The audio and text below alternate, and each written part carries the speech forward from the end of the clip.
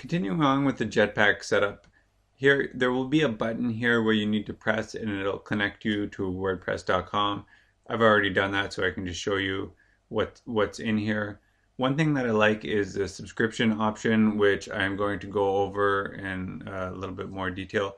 Basically, it allows users to subscribe to your posts and comments and receive notifications via email. This is where it's implemented under the widgets, which is under your appearance here on the left hand side. You have different widget areas. This theme has two that it comes with: standard, the primary, and the secondary. Depending on the theme, it will show up in different places. This one shows up on the left. This is the primary. This is the secondary on the right hand side.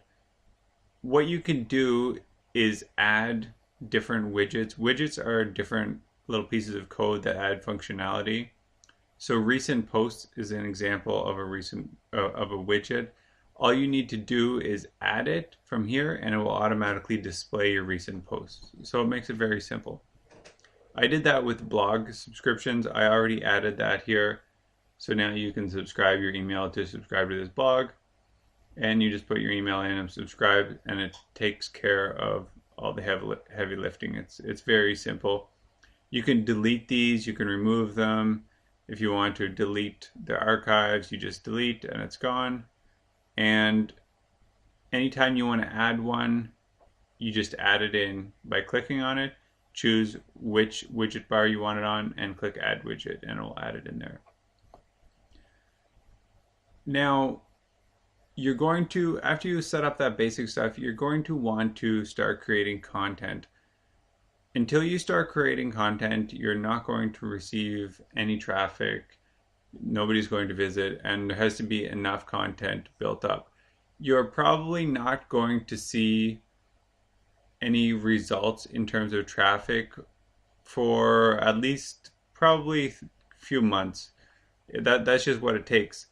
And the reason for that is because Google wants to see, number one, if you're a serious website. If you just write one post, well, then they're not going to ever link to you, because basically you're just not showing the commitment, and they want to link to high quality sites. So I just created this short post.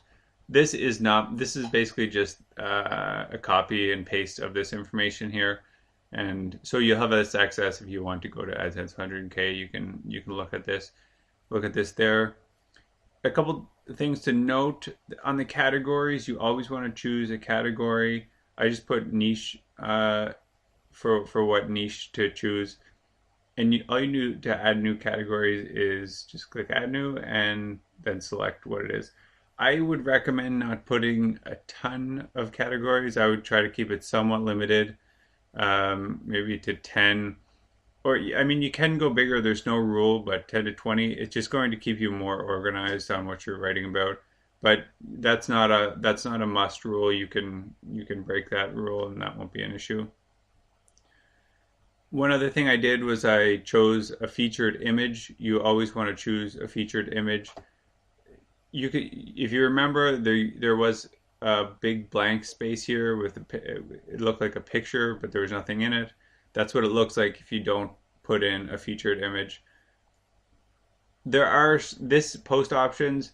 This looks like this is a theme post option. This is not a standard, so it'll depend on what kind of theme you have. Different themes have different options after here.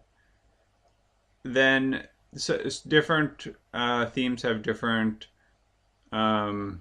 types of formats that you can post. Just leave it at standard. That's fine.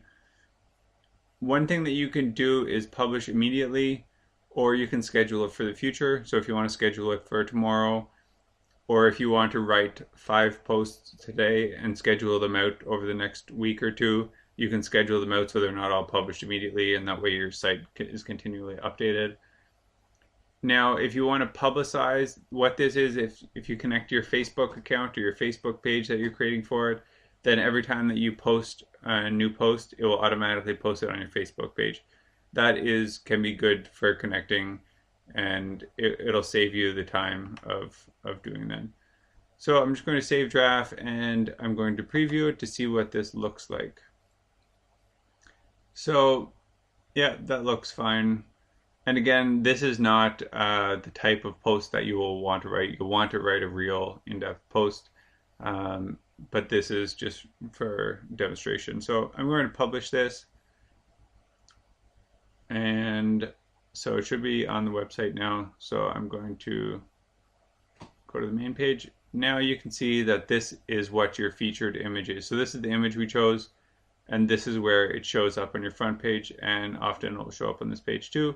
Depending on the theme, some themes have it at the top here, some don't. This one obviously doesn't. So those are the steps to creating the new site.